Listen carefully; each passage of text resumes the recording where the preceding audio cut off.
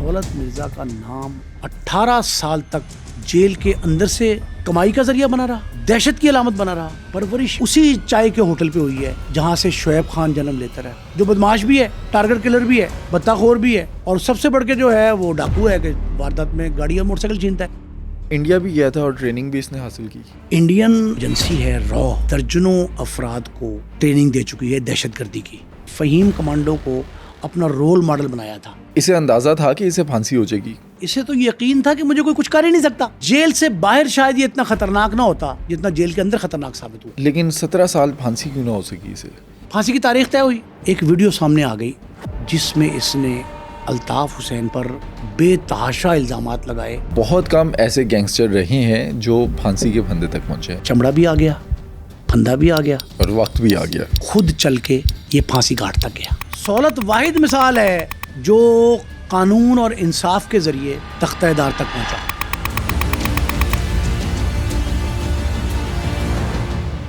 High lights آپ نے دیکھی. آج سنو کرائم پوڈ کاسٹ میں نئی مصطفیٰ صاحب سے ہم نے سمجھا بدنام زمانہ گینگسٹر سولت مرزا کون تھا, سولت مرزا نے کتنے قتل کیے, چودھری اسلم نے سولت مرزا کو کیسے گرفتار کیا, سولت مرزا کو آخری وقت تک کیوں نہیں یقین تھا کہ اس کو پھانسی ہو جائے گی. یہ سب جانیے اس پوڈ کاسٹ میں.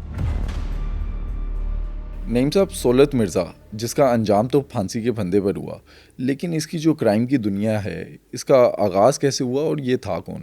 دیکھیں, ہم نے جو گزشتہ 2-3 پروگرام کیے ہیں نا کراچی کے اوپر, کراچی پر, چودھری اسلم صاحب کا پروگرام, بہت بڑے پولیس افسر تھے. دوسرا ہم نے کیا عزیر بلوچ پہ. تیسرا ہم نے شعیب خان پہ کیا. یہ جو آج کا سولت مرزا کا پروگرام ہے نا, آپ اگر اسے جوڑ کے ملا کے پڑھیں اور دیکھیں تب آپ کو اندازہ ہوگا کہ اس وقت اس دور کا کراچی کیا تھا, یہ لوگ پیدا کیسے ہوئے, کن حالات نے ان کو جنم دیا. پھر اس سے بڑھ کے بات جو ہے وہ یہ ہے کہ کراچی کے حالات میں یکسر تبدیلی کیسے آئی. وہاں کے بعض مقامات کی یہ روایت ہے, رسماً یہ کہا جاتا ہے کہ یہ خونی مقامات ہیں. ہم نے بہت ذکر کیا ناظم آباد کا, نارتھ ناظم آباد کا پرٹیکولرلی, لانڈی کا, عزیز آباد کا. یہ سارے علاقے وہ تھے جہاں موسٹلی کرمنل جنم لیتے رہے. وہ دور تھا جب یونٹس جو مختلف کہلاتے تھے کہ فلاں یونٹ ہے, فلاں یونٹ کا رہنے والا ہے.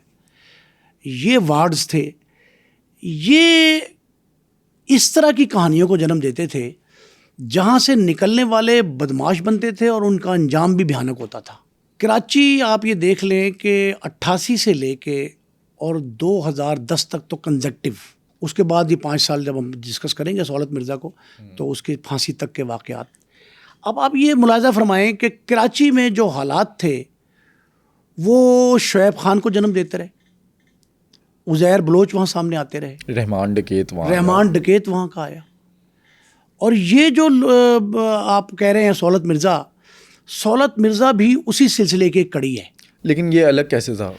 الگ, اس سے پہلے اس کی پرسنالٹی سمجھیں کیا ہے. اس کی پرسنالٹی یہ ہے کہ دراز قد ہے, مونچھیں تھی بڑی بڑی. اب سندھ میں بڑی مونچھوں کا رواج اتنا نہیں ہے, سندھی کلچر میں رواج اور طرح کی مونچھوں کا ہے, لیکن یہ پنجاب کی طرز کی مونچھیں اس نے رکھی تھیں, یہ ظاہر کرنے کے لیے کہ میں بڑا قسم کا چودھری ہوں. اب میں نے آپ کو بتایا تھا ایک پروگرام میں کہ کبھی بھی جو ہے اسلم صاحب وہ چودھری نہیں رہے, لیکن انہوں نے رنگ ڈھنگ, چال ڈھال, اپنی جو رسوم و رواج ہیں وہ چودراہٹ والی رکھی تھیں. چودھری مشہور کیا تھا, تھے وہ پختون لیکن مشہور وہ چودھری کے طور پہ, پنجابی کے طور پہ تھے. تو یہ بھی اسی طرز کا مونچھوں والا ایک نوجوان تھا. اس کے والد صاحب جو تھے نا وجاہت صاحب, وہ وجاہت صاحب ایک کلرک تھے جو ملٹری, پیراملٹری جو ہوتی ہے اس کے کلرک تھے. مختلف جگہوں میں پوسٹنگ رہی تھی. پھر اور ان کے 5 ان کے بیٹے اور 5 بیٹیاں تھیں پہلے, یعنی 10, اور 11ویں اولاد تھے سولت مرزا. ہی از دا ینگسٹ ون, لیکن چالاکی میں, ہوشیاری میں اور ذہانت میں سب سے تیز تھا. یہ اکثر یہ ہوتا ہے کہ جو آپ کی سب سے چھوٹی اولاد ہوتی ہے نا, وہ یا پہلوٹی اور چھوٹی دونوں میں ذہانت جو ہے نا اس کا مقابلہ کیا جاتا ہے. تو اس مقابلے میں سولت بہت آگے تھا.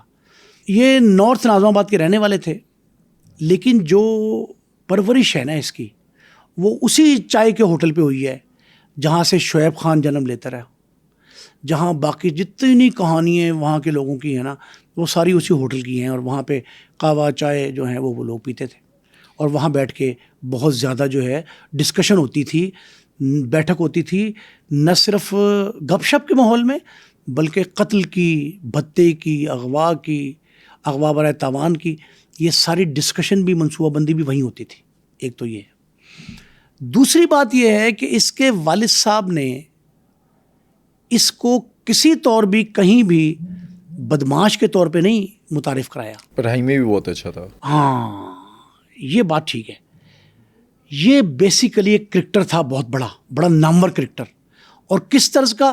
پہلے محلے کی, نارتھ ناظم آباد اور عزیز آباد کی ٹیموں کے درمیان میچز میں, پھر بعد میں یہ کراچی کی جو ایسٹ کی ٹیم ہے, کراچی ڈسٹرکٹ کی ٹیم جو ہے, کراچی کی مجموعی جو پورے کراچی کی نمائندہ ٹیم تھی, اس کے فاسٹ بالر کے طور پہ اتنا مشہور ہوا کہ یہ وہاں کا تیز ترین بالر بن گیا. انڈر 19 میں سلیکشن ہوئی, قومی ٹیم میں سلیکٹ ہونا چاہتا تھا, لیکن اس نے قومی ٹیم پہ بدماشی کو, وہاں کی بھتہ خوری کو, اور یہ سب سے بڑھ کے ٹارگٹ کلنگ کو اس نے ترجیح دی. اور یہ جو کرکٹر کے طور پہ متعارف ہوا تھا, اس کرکٹر کا آئیڈیل کیا تھا یہ سمجھنے کی ضرورت ہے. اس کا آئیڈیل تھا ایک فہیم نامی شخص, جسے بعد میں فہیم کمانڈو کہا گیا, وہ اس کا آئیڈیل تھا. یہ بنیادی طور پہ دو خصوصیات تھی اس کی.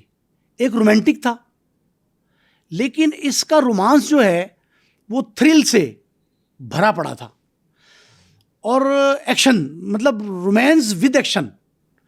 یہ ایکشن ایسے تھے اس کے کہ یہ بالنگ کرتا کرتا اچانک رک جاتا تھا. سٹارٹ لے لیا اس نے, اگر سٹارٹ بڑا لمبا تھا اس کا بالنگ کا, وہ بالکل باؤنڈری کے پاس سے بھاگتا آتا تھا. اس کو رومانس کا شوق تھا, اور وہ جسے بعد میں اس کی شادی ہوئی, 18 سال بعد اس نے شادی کی اس سے, نگت نازی کہتے تھے اس کو. اینڈ تک اس کا جب آخری خط موصول ہوا ہے, یہ بڑی عجیب سی بات ہے, جب اس کی بیوی کا شادی, ایک بچے تھا اس کا شادی کے بعد جو آخری خط موصول ہوا وہ پھانسی سے 15 منٹ پہلے کا تھا, مچ جیل میں.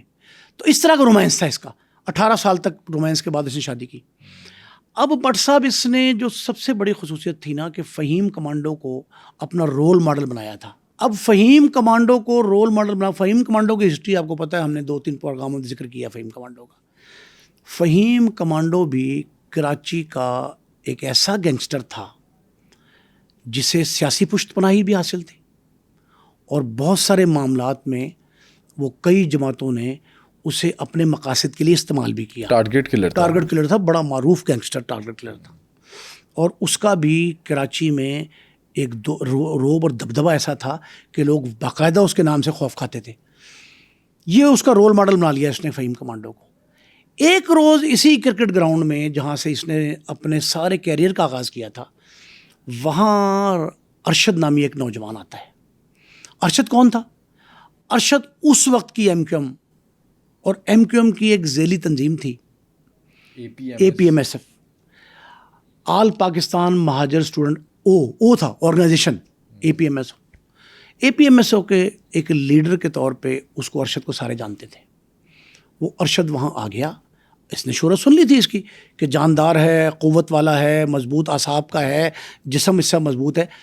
اس طرح کے شخص کی تلاش ہر اس تنظیم کو ہوتی ہے جس کے عسکری ونگ ہوتے ہیں. ارشد نے اس پہ نظر رکھی اور اس کو اپنا ہمنوا, اپنا ہمدرد, اس دور میں ہمدرد ہوتے تھے تنظیموں کے. یہ بات آپ نے ذہن میں رکھنی ہے بٹ صاحب, میں نے کراچی کے مختلف واقعات میں یہ بات بتائی ہے آپ کو, اپنے ناظرین کو بالخصوص, کہ کراچی میں لسانیات جو ہے نا, ہر لسان کا شخص, مہاجر اردو اسپیکنگ تھے, بلوچ بلوچی بولتے تھے, پختون بولتے تھے, اور ہر شخص یہ سمجھتا تھا کہ کراچی ہمارا ہے. پختون کہتے تھے سب سے بڑا پختون, وہ کہتے پشاور نہیں بڑا, کراچی از دا لارجسٹ ون. پختونوں کے لیے, مہاجروں کے لیے کراچی سے وہ بڑا تھا. نعرہ لگ گیا مہاجر آباد بن گیا, مہاجروں کا نعرہ لگ گیا, صوبہ بنائیں گے مہاجرستان. پھر یہ جو بلوچ تھے, بلوچ اسٹوڈنٹ آرگنائزیشن بن گئی, بی ایس او بڑی مشہور تھی, B S F, B S O, 3-4 تنظیمیں بلوچوں کی. شاید بلوچستان میں اتنی پاپولر نہیں تھی جتنی کراچی کی یونیورسٹی میں پاپولر تھی. تو یہ بلوچ, سندھی, پنجاب سندھ جو ہے اس نے اپنی تنظیم بنائی ہوئی تھی، اور ایک نہیں تھی، کئی تھی سندھی فرنٹ محاذ تھے. یہ سارے کے سارے یہ سمجھتے تھے کہ کراچی ہمارا ہی ہے اور ہم ہی اس کے اصل بانی بھی ہیں اور اس کے ساکن بھی ہیں، مقیم بھی یہی ہیں. یہ قیام پذیر لوگ ہر طرح کراچی کو اپنائیت دیتے تھے. اب آپ یہ سمجھیں کہ لسانیات اس حد تک عروج پہ تھی کہ مہاجر اردو کے لیے، پختون پشتو کے لیے، بلوچ بلوچی کے لیے، اور سندھ جو ہے، سندھ کے رہنے والے اہل سندھ جو تھے وہ سندھی زبان کے لیے ہر طرح کی قربانی دینے کو تیار تھے، اور اپنی زبان کی ترویج اور تشکیل کے لیے کوشش یہ کرتے تھے کہ یہ پریویل کر جائے. جب مہاجروں کی اکثریت کراچی پہ غالب آئی اور مشرف صاحب کے آنے کے بعد جب انہوں نے کراچی کی ساری نشستیں جیت لی قومی اور صوبائی اسمبلی کی، تب وہاں یہ بات پریویل کر گئی کہ کراچی مہاجروں کا ہے. جو نعرہ لگایا گیا تھا الطاف حسین صاحب کی طرف سے، وہ ڈومینیٹنگ فورس بن گئی. جب وہ ڈومینیٹنگ فورس بنی تو کراچی میں حالات اس قدر اس حد تک خراب ہو گئے کہ وہاں ہر گلی محلے میں خون جو ہے وہ دکھائی دیتا تھا. یہ ہم بڑا تذکرہ ڈیٹیل میں کر چکے ہیں. جب انسانی اعضاء جو ہیں ان کو کاٹنے کے لیے آری مشینوں کا، ڈرل مشین کا، اور مشین دوسری والی جس میں سے لکڑی اور لوہا آرا جسے کہتے ہیں، اس کا استعمال انسانی جسموں پر ہونے لگ پڑا تو حالات زیادہ خراب ہوئے، بوری بند لاشیں ملنے لگیں. تو اس وقت سہولت مرزا جو ہے اس کا نام منظر عام پہ آیا فہیم کمانڈو کے ساتھ ساتھ. جو میں نے تذکرہ کیا کہ ارشد نامی شخص جو تھا اس نے اس کو اپنا ہمنوا اور ہمدرد بنانے کے لیے، ہمدرد ایک ٹیکنیکل ٹرم ہے ان کی جو اس تنظیم میں شامل ہوتا تھا، اس کو ہمدرد کا درجہ دیتے تھے. وہ کارکن بننے سے پہلے ہمدرد بنتا ہے، حامی بنتا ہے کہ میں اس کو حمایت کروں گا. تو اس نے اس کو راضی کر لیا سہولت کو، ارشد نے، کہ تو ہمدرد بن جا ہماری جماعت کا. ان کو ضرورت تھی. یہ فہیم کمانڈو اس کا آئیڈیل تھا، ارشد اس کا ساتھی بنا، ارشد سے لے کے اس جماعت میں آ گیا جو ایم کیو ایم کو مضبوطی اور متحرک کرنے کے لیے یونیورسٹیز کی سطح پہ امرج کر رہی تھی. وارداتیں بھی اس نے کی. اس وقت یہ موٹر سائیکل اور گاڑیاں چھینتا تھا، اور یہ وہی میں نے آپ کو بتایا کہ چائے کا جو ہوٹل تھا، اس چائے کے ہوٹل پہ پلاننگ کرتا تھا، اور رات کو 12-1-2 بجے جو کوئی شخص وہاں سے گزر رہا ہوتا تھا اس کو پسٹل اپنے پاس ہر وقت رکھتا تھا. قد کاٹ اچھا تھا تو اس بندوق کی نوک پہ وہ اس سے موٹر سائیکل پھر گاڑیاں چھینتا تھا. پھر آہستہ آہستہ بھتہ لینے کی کوشش کی. پھر اس کو جب یہ تنظیم کو پتہ لگ گیا کہ یہ شخص ہمارا ہر ٹارگٹ جو ہے وہ پورا کر سکتا ہے، تو انہوں نے اس کو نام دینے شروع کر دیے کہ فلاں شخص کو، میں نے پہلے تذکرہ کیا تھا کہ ایک جار میں نام ڈالتے تھے کہ اب اس کی باری ہے. پہلا نام جو اس کو ملا ٹارگٹ کلر کے طور پہ، اس کو ٹارگٹ کلر بنا دیا انہوں نے. وہ ٹارگٹ کلنگ تھی ایک سب انسپیکٹر جو نصرت بھٹو کالونی کا رہائشی تھا، اور اس کے بارے میں یہ اطلاع تھی، کہا جا رہا تھا کہ یہ ایم کیو ایم کی مخبری کرتا ہے مختلف اداروں کو، تنظیموں کو. تو وہ تھا Wajid Ali Shah. Wajid Ali Shah was the first target of Sahulat Mirza. اس کو پہلا ٹارگٹ ملا اور اس نے اس انداز سے اچیو کیا کہ اس کو بڑی بھیانک انداز میں مارا، انتہائی بھیانک انداز میں مار دیا. اس کو سرے بازار قتل کر دیا، اور قتل کرنے کے بعد جو ہے اس نے اقرار جرم کر لیا. تب پہلی بار یہ منظر عام پہ آیا کہ جو اصل کمانڈو تھا نا، فہیم کمانڈو، اس نے یہ کہا کہ یہ واقعی تو نے فٹ کام کیا ہے. پھر اخبارات نے ان 2 ناموں کے ساتھ تیسرا نام کا اضافہ کیا. اس اخبارات زیادہ تھے. یہ پہلا قتل اس نے کیا، اور اس قتل کے بعد، واجد کے قتل کے بعد، یہ مشہور ہو گیا کہ جی یہ ٹارگٹ کلر کے طور پہ سامنے آیا ہے جس کا تعلق فلاں تنظیم سے ہے، فلاں علاقے کا رہائشی ہے، فلاں. دیکھیں اب یہ جو پیراملٹری فورسز ہوتی ہیں، جس طرح کہ اس کا والد تھا کلرک تھا، اس میں سے اس کی اولاد میں سے 10 بچے ٹھیک ہیں، ایک ایسا نکلا ہے جو بدماش بھی ہے، ٹارگٹ کلر بھی ہے، بتہ خور بھی ہے، اور سب سے بڑھ کے جو ہے وہ ڈاکو ہے کہ واردات میں گاڑی اور موٹر سائیکل چھینتا ہے.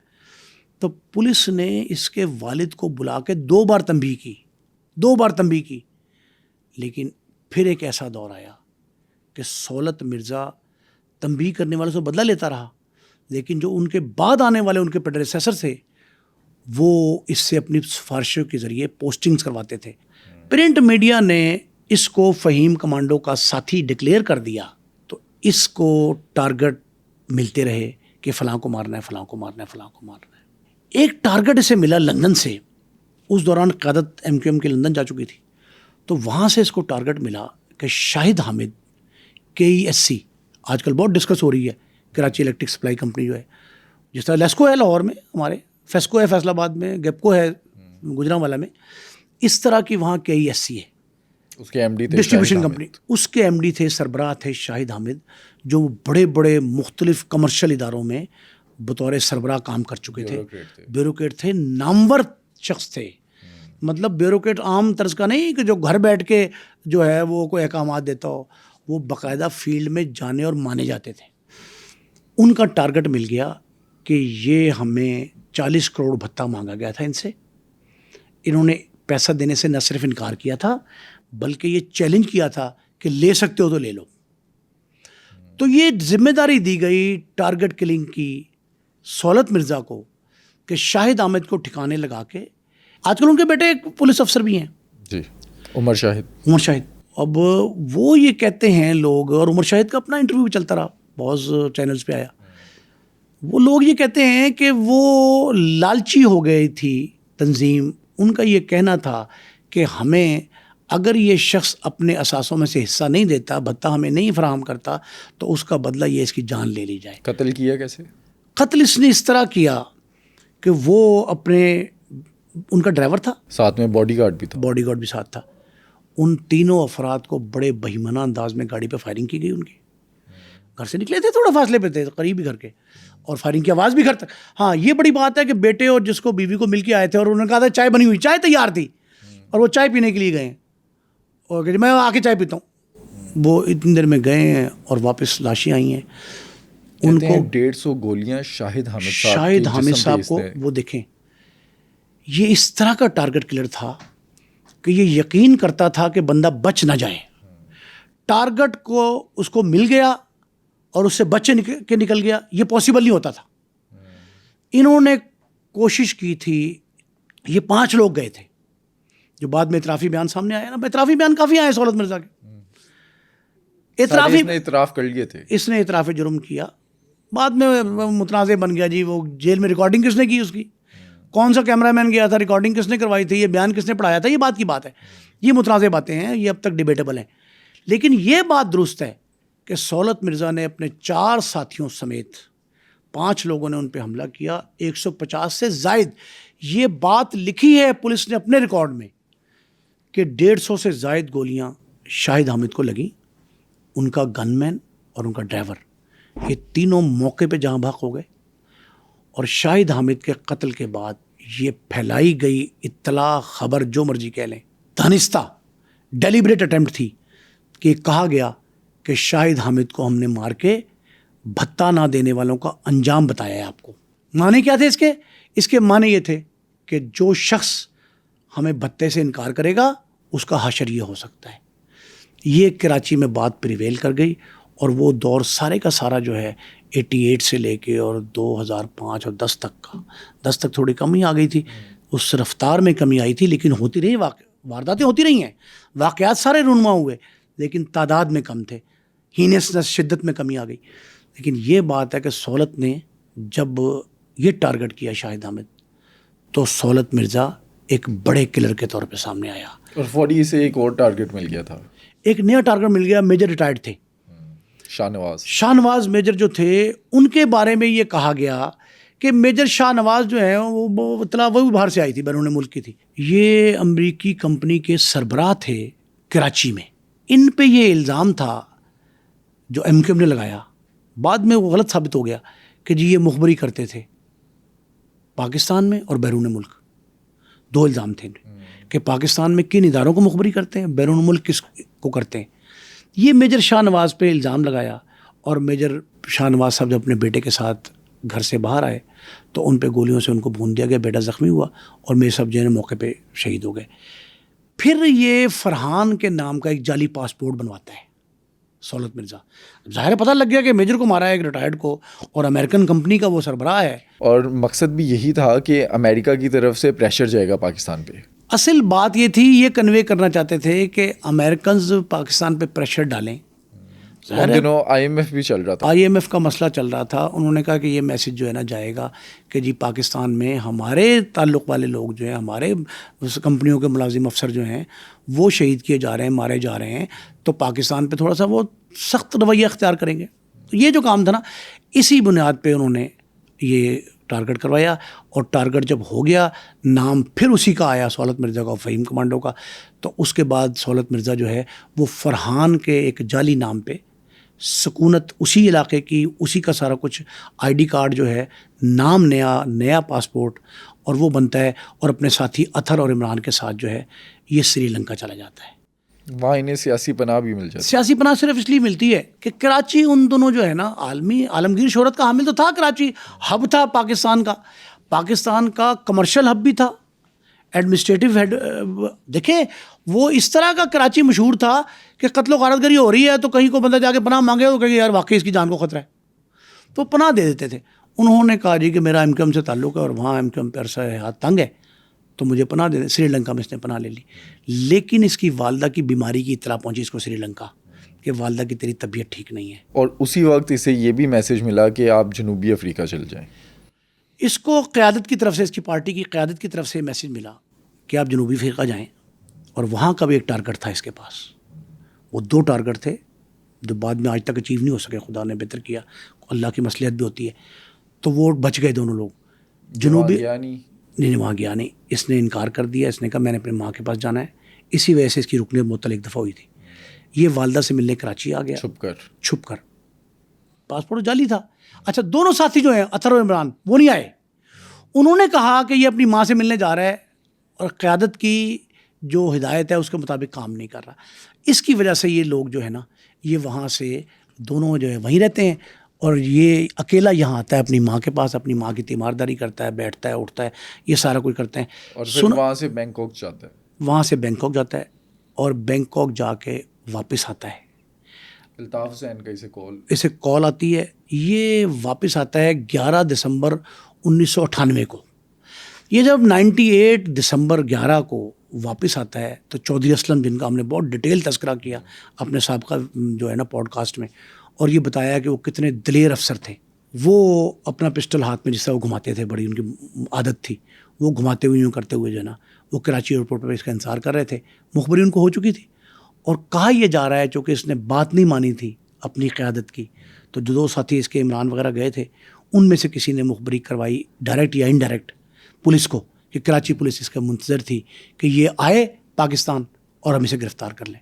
جو طے شدہ فلائٹ تھی اس کے ذریعے اترا, اور یہ تو روٹین میں آ رہے تھے, اسے کیا پتا تھا کہاں کیا معاملہ ہے. اس نے پارکنگ سے وہ جو بک کرائی ہوئی تھی گاڑی اور وہاں سے بیٹھ کے اس نے آ جانا تھا. لیکن یہ وہاں ایئرپورٹ پہ اترتا ہے, چودھری اسلم اسے گرفتار کر لیتے ہیں. 1998 میں یہ اس کی پہلی گرفتاری ہوتی ہے. پہلی کہ آخری ثابت ہوئی نا بعد میں, کیونکہ پھانسی تک جو ہے نا پھر یہ رہا نہیں ہوا. اچھا نہ رہا ہونے کی بھی 2 وجوہات ہیں. وہ کیا؟ پہلی وجہ تو یہ ہے جو وہاں کے لوکیلٹی میں یہ بات مشہور تھی کہ اسے یہ خوف تھا, خطر تھا. یہ پولیس میں جو اس کے دوست تھے, تعلق دار تھے, وہ یہ کہتے تھے کہ اگر یہ باہر آئے گا تو مارا جائے گا. ایک تو یہ تھا. دوسرا یہ تھا اہم بات, یہ تو مطلب وہ اندرونی خلفشار کا شکار ہو جائے گا اور پارٹی کے ود ان دی پارٹی کوئی اس کو مار دے گا, اس کا مخالف, اس کا دشمن, یہ ایسے مروا دیا جائے گا. دوسرا یہ تھا کہ ان کو یہ پتہ تھے, بات بڑی اہم ہے یہ, ان کو یہ علم تھا کہ یہ باہر آ کے نقصان بھی کر سکتا ہے, مزید خطرناک نہ بن جائے. حالانکہ یہ ثابت یہ ہوا کہ جیل سے باہر شاید یہ اتنا خطرناک نہ ہوتا جتنا جیل کے اندر خطرناک ثابت ہوا. جیل کی زندگی اس کی کیسی تھی؟ جیل کی زندگی ہم نے ایک تذکرہ کیا تھا اپنے پروگرام میں پہلے, مظہر طبی کے پروگرام میں. مظہر طبی لاہور میں شاید وہ جیل میں سہولیات حاصل نہیں کر سکا جو کراچی کی جیل میں اس کو حاصل تھی. کراچی میں جو نواز شریف کا دور تھا جو جیل میں اس نے کاٹا وہ بڑا آسان تھا, وہ کوئی اتنی پرابلم نہیں تھی. بے نظیر کے دور میں بھی اس کو کوئی اتنی پرابلم نہیں تھی, آسانیاں اس کو فراہم ہوتی نہیں. لیکن مشرف کے دور میں تو اس کو کھلی عیاشی تھی. جناب مشرف کا دور آیا تو لوگوں نے وہاں چراغاں کیا, جشن منایا کہ وہ فرزند کراچی ہیں اور ایم کیو ایم پہ جو سختیاں ہیں، عرصہ یاد تنگ کیا جا رہا ہے، اس میں نرمی ہو جائے گی. اور واقعتاً ایسا ہوا. جب ایم کیو ایم کو تھوڑا سا ریلیف ملا وہاں مشرف دور میں، تب جیل میں اس طرح کی صورتحال تھی کہ 3 کام کرتا تھا. پہلی بات تو یہ ہے کہ ارکان اسمبلی وزراء جھنڈے والی گاڑی میں بیٹھ کے اسے وہاں ملنے جاتے تھے.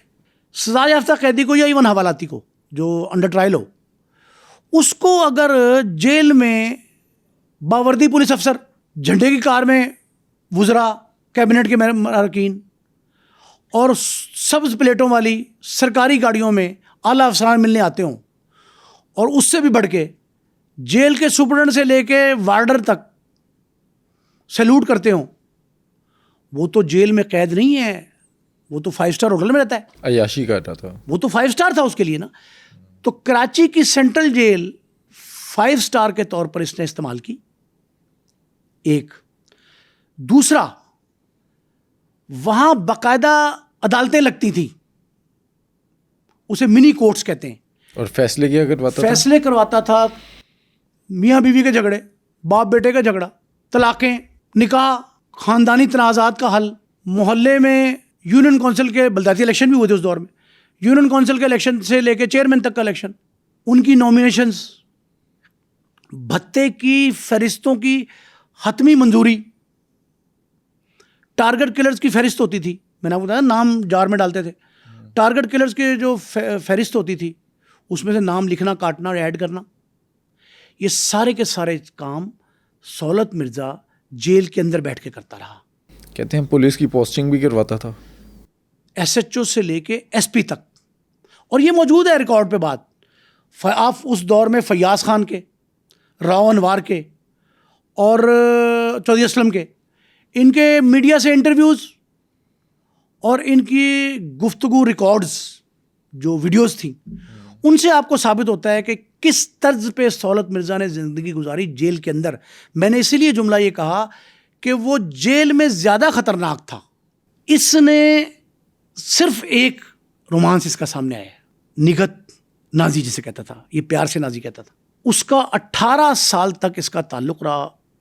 18 سال بعد اس نے شادی کی، لیکن ساتھ 3 مہینے رہا، صرف 3 مہینے رہا. اور کراچی میں جیل میں بیٹھ کے جو کام اس نے کیے وہ آزاد حیثیت میں بھی بڑا مؤثر با اثر شخص نہیں کر سکتا. ایک بات تو یہ. دوسرا یہ ہے کہ کراچی کے نوجوانوں کے ذہن میں جو زہر گھولا گیا تھا اس میں کلیدی کردار سہولت مرزا کا تھا. جیل میں اس نے بہت ٹوری قیدی، میں نے ایک جملہ آپ کو بتایا تھا ٹوری قیدی کا ہوتا ہے. ٹوری قیدی ایک چھوٹا لفظ ہے اس کے لیے، اس سے بڑھ کے اس نے جو ہے نا وہاں جیل کاٹی ہے. راج کیا جیل میں. تو ہاں راج کیا، پورا راج تھا جیل میں. راج سہولت کا تھا. اور کیسا رہا وہ، اس نے جیل کی جتنی کہانیاں آپ سنیں گے ان سب پہ بھاری ہے وہ. لیکن ایک دور ایسا بھی آیا جب اس پہ سختی ہوئی. کس کی طرف سے؟ حکومت تبدیل ہوئی تو انتظامیہ نے اس پہ سختی کی اور اس کو ٹف ٹائم دیا. اور ٹف ٹائم اس حد تک دیا کہ میں نے ایک اس کی بہن کی اور ایک اس کی بیوی نگہت جو تھی نازی، جس سے 18 سال تک اس کا تعلق معاشقہ رہا، ان کی ویڈیوز سنی ہیں. ان ویڈیوز میں وہ دھاڑے مار مار کر روتی رہیں کہ ہمیں جیل کے اندر بھائی سے ملنے نہیں دیا گیا. پھانسی تک جب یہ گیا ہے 2-3 دفعہ پھانسی اس کی ملتوی ہوتی رہی. جب یہ پھانسی تک گیا ہے، پھانسی گھاٹ تک آدھ گھنٹہ قبل ان کو روکا گیا، بدتمیزی کی گئی. آپ کو پتہ ہے کہ ایک واقعہ اس کا جیل میں اس کو اطلاع ملی تھی کہ اس کے کسی دوست سے کسی پولیس والے نے زیادتی کی ہے، تو اس پولیس والے کی بھی لاش آج تک نہیں ملی. اس کو اس نے ٹھکانے لگا دیا تھا. تو یہ بہت ونڈکٹیو تھا، لیکن مرنے کے بعد تو نہیں کچھ کر سکتا تھا نا. کہتے ہیں جو جیلر تھا امان اللہ نیازی، اس کو چیلنج دیا تھا اور پھر ٹارگٹ. امان اللہ نیازی نے اس کے گھر والوں کو، اہل خانہ کو روکا تھا اس سے ملنے سے. اور اس کے 4 دوست گئے تھے جو اس کے ساتھ وہاں لوڈو اور تاش کھیلتے تھے جیل کے اندر بیٹھ کے. یہ بھی ایک واحد واقعہ ہے کہ سہولت مرزا کے دوست تاش اور لوڈو کھیلنے باہر سے عام سویلین جیل کے اندر آتے تھے اور یہ وہاں کھیلتا تھا اور صبح تک یہ رت جگہ ہوتا تھا. پھر وہ وقت آیا جب اس پہ عرصہ حیات تنگ ہوا اور اس پہ سختی کی گئی. جیل کیوں اس کی تبدیل کی گئی؟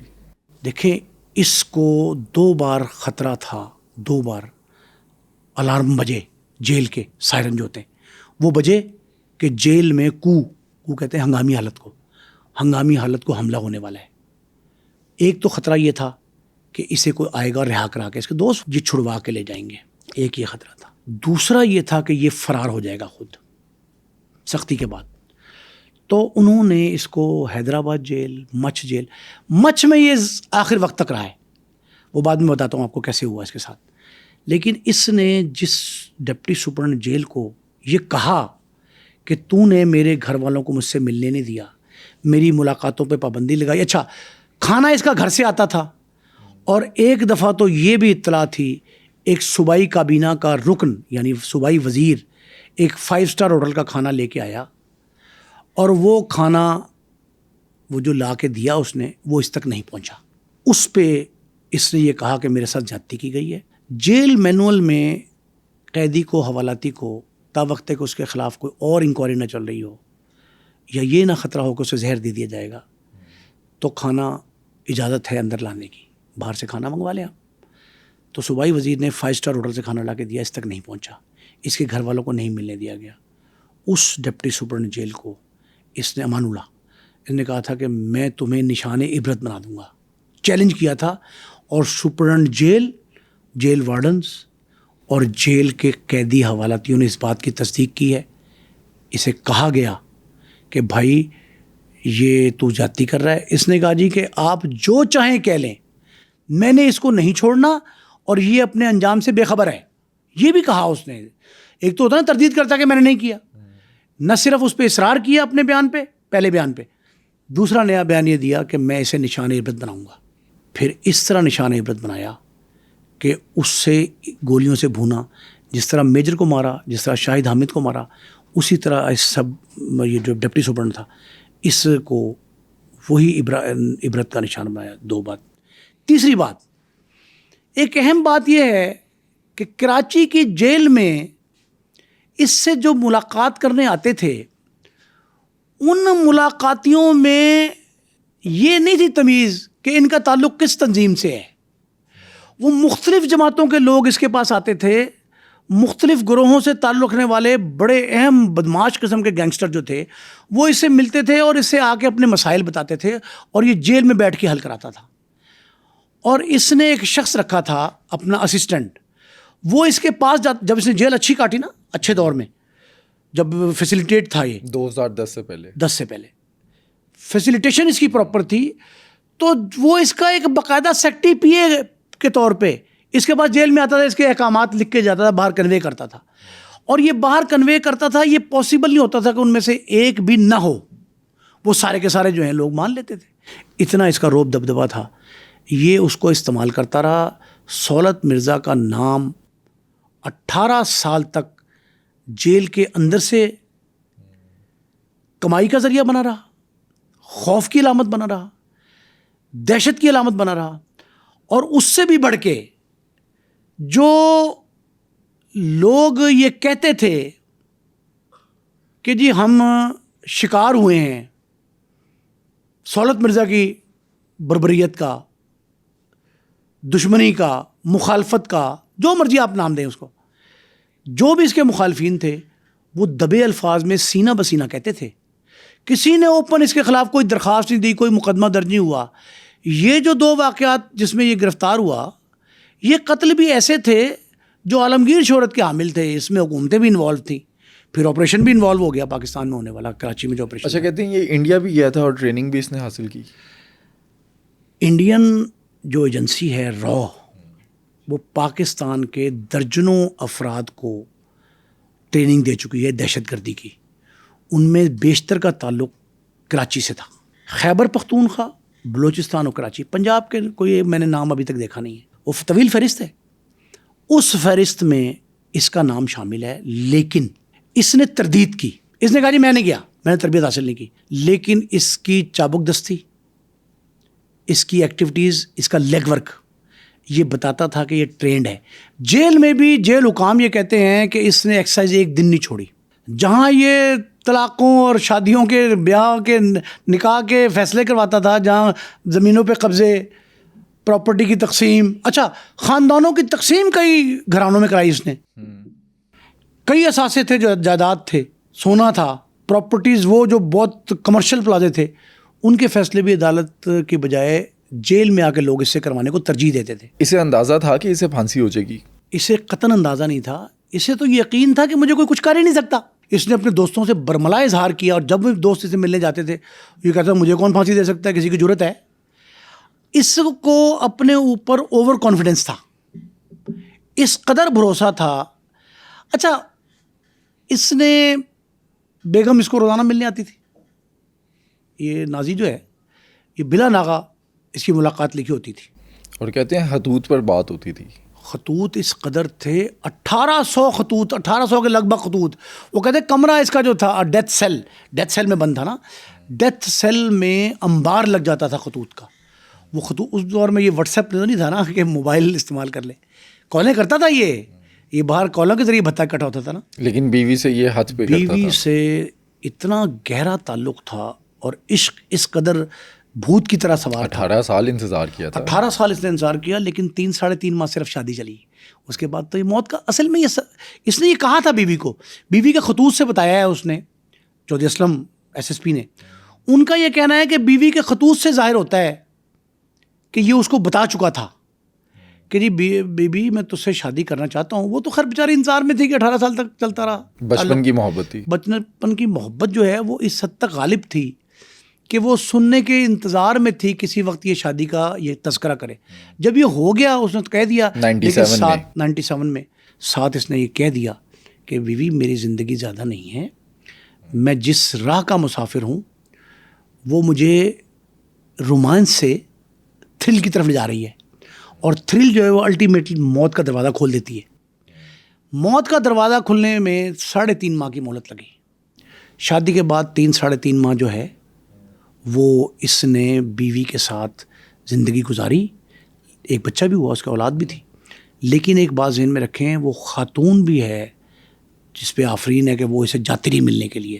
ہر روز جاتی تھی، پتہ تھا کہ ڈیتھ ہونے والی ہے، اس کی ڈیتھ سیل میں رہتا ہے، پھانسی کسی وقت بھی ہو جائے گی. لیکن آپ یہ دیکھیں کہ جتنے لوگ اسے ملنے آتے تھے ان میں صرف MQM کے لوگ نہیں تھے، پیپلز پارٹی کے بھی تھے. انہی میں سے کئی لوگ ایسے تھے جو مختلف مہاجر قومی موومنٹ کے ساتھ ساتھ جو ہے وہ پختون کے تھے، بلوچ کے تھے، وہ وزراء، ارکان اسمبلی، اس کے گہرے مراسم تھے ہر شخص سے، اور وہ آہستہ آہستہ ان سے تعلقات نبھاتا رہا. سو مچ سو کہ اس نے یہ جو آخری دن تھے نا جیل میں، اس کے 3 بار جب ڈیتھ وارنٹ جاری ہوئے. سزائے موت جو ہے اس کی 17 سال پہلے ہوئی. جی. لیکن 17 سال پھانسی کیوں نہ ہو سکی اسے؟ دیکھیں کوئی نہ کوئی وجہ ایسی ضرور آتی رہی جی یہ پھانسی اس کی ٹلتی رہی. ایک بار تو ایسا کام ہوا کہ ایک ویڈیو اس نے ریکارڈ کروا دی جب بالکل اینڈ پہ یہ معاملہ آیا نا 12 مارچ 2015 کو، اور پھر 19 مارچ 2015 کو اس کی پھانسی کی تاریخ مقرر ہو گئی. باقاعدہ فیصلہ ہو گیا کہ اس کو 19 مارچ کو سزا دے دی جائے گی. پھر 24 مارچ 2015 کو دوسرا ڈیتھ وارنٹ آیا، اور اس میں یہ کہا گیا کہ 1 اپریل 2015 کو اس کو پھانسی دی جائے گی. پھر تیسرا ڈیتھ وارنٹ آخری تھا، یعنی 30 اپریل 2015 کو یہ ڈیتھ وارنٹ جاری کیا. کورٹ جاری کرتی ہے، عدالت سے جاری ہوتا ہے. عدالت نے وارنٹ جاری کیا اور اس میں یہ کہا گیا کہ 12 مئی 2015 کو. ریزن کیا تھی 3 بار جو دیکھیں؟ پہلی بار تو ایک جو سب سے بڑی بات ہے نا وہ یہ تھی کہ اس نے اپنا اعترافی بیان ایک جاری کر دیا جو ویڈیو کیسٹ کی شکل میں تھا. کہتے ہیں پھانسی سے 72 گھنٹے پہلے وہ آیا. 72 گھنٹے پہلے وہ آ گیا. ابھی پھانسی میں وقت تھا، تاریخ مقرر ہوئی تھی نا، عدالت نے ڈیتھ وارنٹ جاری کیا تھا اور تاریخ دی جاتی جو جیل مینول ہے اس کے مطابق ہوتی. پھانسی کی تاریخ طے ہوئی. ایک ویڈیو سامنے آ گئی جس میں اس نے الطاف حسین سمیت MQM کی قیادت پر بے تحاشا الزامات لگائے، بھتے کے، قمار بازی کے، سٹے بازی کے، اجرتی قتل کروانے کے، قبضوں کے. یہ شاہد حامد کا قتل، شاہد میجر کا قتل، ڈپٹی سپرنٹینڈنٹ جیل کا، یہ سارے قتل بھی کیسے ہوئے ان کی کہانی ہے اس ویڈیو میں بیان کی گئی. تقریباً 37 منٹ کی ریکارڈنگ ہے جس میں سے عوام کو صرف 12, 14, 15 منٹ دکھایا گیا ہے. 37 منٹ کی کل ریکارڈنگ تھی. اس ریکارڈنگ میں اس کا اعترافی بیان تھا. یہ پہلی بار تو پھانسی اس کی وجہ سے ٹل گئی. وہ بیان آ گیا, اس نے کہا جی اس نے اقرار جرم کر لیا ہے. پھر دوسری بار اس نے اپلائی کر دیا صدر مملکت کو رحم کی اپیل کے لیے. رحم کی اپیل جب اپلائی کی تو اس میں کچھ وقت لے لیا. یہ 2 واقعات سے یہ بچا, لیکن یہ سہولت مرزا کے بیان کی تحقیقات جو تھی نا, یہ 7 دن جاری رہی. 7 دن کنزیکٹیو ویک اس کے بیان کی تحقیقات جاری رکھی, اور بیان کی تحقیقات کی روشنی میں اس کو اپریل 2015 میں جو ہونی تھی نا پھانسی, وہ ٹل گئی. لیکن پھر 12 مئی 2015, اب یہ بڑی انٹرسٹنگ بات ہے کہ ہوا کیا, کیسے کس طریقے پہ اس کو جو کیا گیا. ایک 12 مئی کی نا صبح فجر کے وقت نا, یہ جیل مینول ہے, جیل سپرنٹ تھے انصاف زوری صاحب. انصاف زوری کے بارے میں یہ مشہور ہے, سہولت مرزا سے پہلے جو پھانسی ہوئی تھی اس کے وقت بھی انصاف زوری سپرنٹ جیل تھے, اور جو پھانسی یہ بس 12 سال کا وقفہ ہے. انصاف زوری ہی رہے سپرنٹ جیل, اور اس وقت بطور ڈپٹی سپرنٹ جیل انہوں نے اپنی وہ جو مجرم تھا اس کو پھانسی دی. اب ایک یہ آخری مجرم تھا ان کی پھانسی کا, اس کے بعد وہ ریٹائر ہو گئے بطور سپرنٹ جیل. انصاف زوری صاحب جو ہے نا وہ آئے اس کے کمرے میں. اب یہ بات تصدیق شدہ نہیں ہے, کچھ لوگ کہتے ہیں کہ یہ کچھ بول رہا تھا, تخلیے میں گفتگو کر رہا تھا. کچھ بندے کہتے ہیں یہ تلاوت کر رہا تھا, مختلف ہے. انصاف زوری کا یہ کہنا ہے, اس کا آخری بیان ہے زوری صاحب کا, انصاف زوری کا یہ کہنا ہے کہ میں جب گیا ہوں تو یہ بڑبڑا رہا تھا. یہ کیا کہہ رہا تھا پتہ نہیں ہے. اس کو موت کا یقین آ گیا تھا, پتہ تو تاریخ کا تو تھا, موت کا یقین آ گیا تھا کہ کچھ تھا. جب وہ انٹر ہوئے ہیں تو کہتا ہے سپرنٹ صاحب خیر ہے. یہ جملہ انصاف زوری نے اپنی زبان سے بتایا ہے کہ جب میں اس کے ڈیتھ سیل میں انٹر ہوا تو ڈیتھ سیل میں انہوں نے یہ کہا, جملہ خود بتایا کہ اس نے مجھے دیکھتے ہی جملہ بولا, خیر ہے, خیر سے آئے ہو, معاملہ میرا حل ہوا کہ نہیں.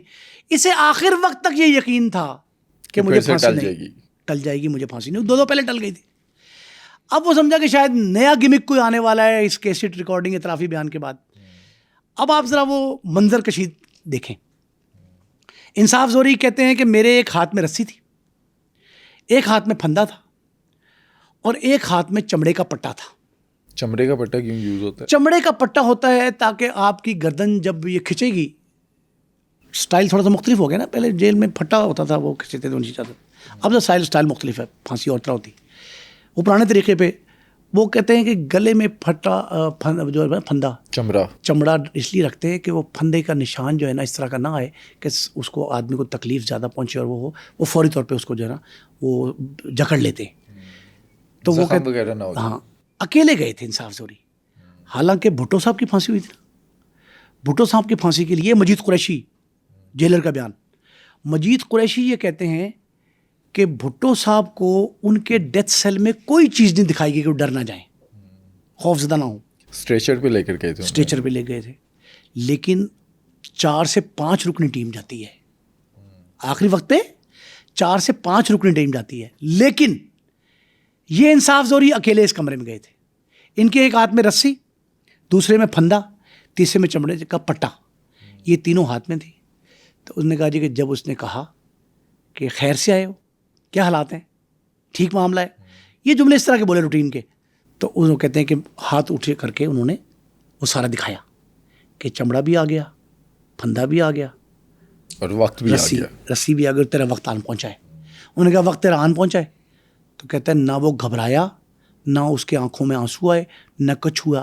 اس نے یہ جملہ کہا بقول انصاف زوری, انہوں نے یہ جملہ کہا سہولت مرزا نے کہ چلیں پھر, اور وہ کہتے ہیں کہ خود چل کے یہ پھانسی گھاٹ تک گیا. اور یہ ایسا موقع تھا, وہ کہتا ہے کہ مجھے بھی یہ ایک شک تھا کہ اب بھی شاید کوئی حکم آ جائے کہ اس کی پھانسی ٹل گئی ہے. سہولت مرزا کو 200% یقین تھا, اس لیے وہ خود چل کے گیا, اور اسے کوئی ملامت بھی نہیں تھی, کوئی کچھ نہیں تھا. میں نے پوچھا کئی لوگوں سے کہ کہیں انصاف زوری نے یہ کہا کہ اس نے یہ کہا ہو کہ میں بڑا شرمندہ ہوں اپنے کیے پہ, اتنے لوگوں کو مارا, مروایا, بھتہ اکٹھا کیا. تھا شرمندہ؟ نہیں، وہ انصاف زوری کہتے ہیں کہ وہ تو اس یقین کے ساتھ چل کے آیا کہ مجھے کوئی پھانسی نہیں ہو رہی، مذاق، وہ تو اینڈ تک مذاق سمجھتا رہا اس کو. وہ کہتے ہیں کہ یہ جب سلسلہ وہاں تک پھانسی گھاٹ تک گیا اور جلاد وہاں موجود تھا، مجسٹریٹ تھا، 4 جیل حکام تھے، اور 8 سے 10 لوگوں کو واللہ عالم کیوں بلایا گیا تھا میں نہیں سمجھتا. وہ حوالاتی تھے، قیدی تھے، لیکن کہتے یہ ہیں کہ اس وقت 15 سے 16 لوگ موجود تھے.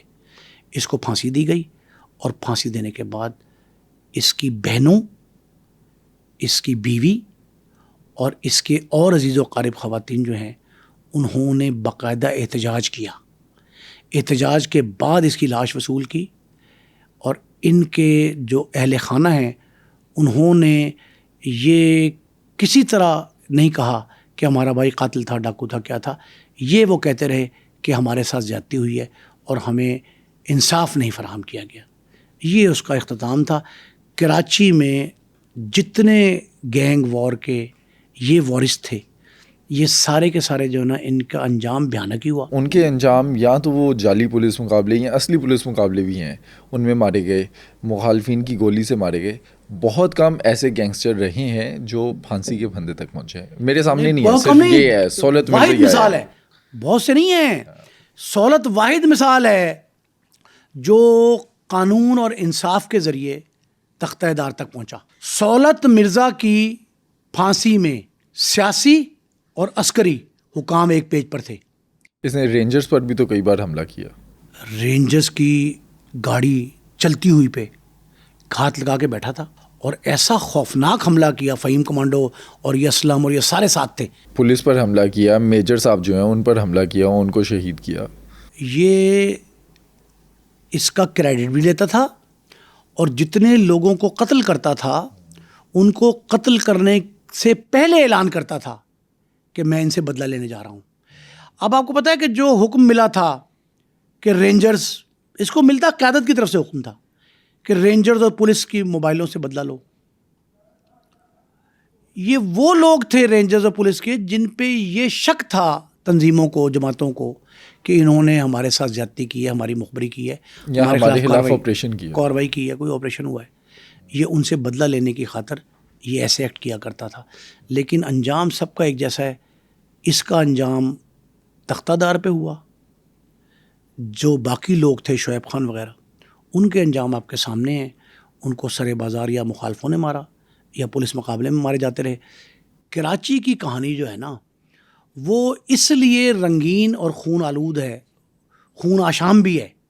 کیوں ہے؟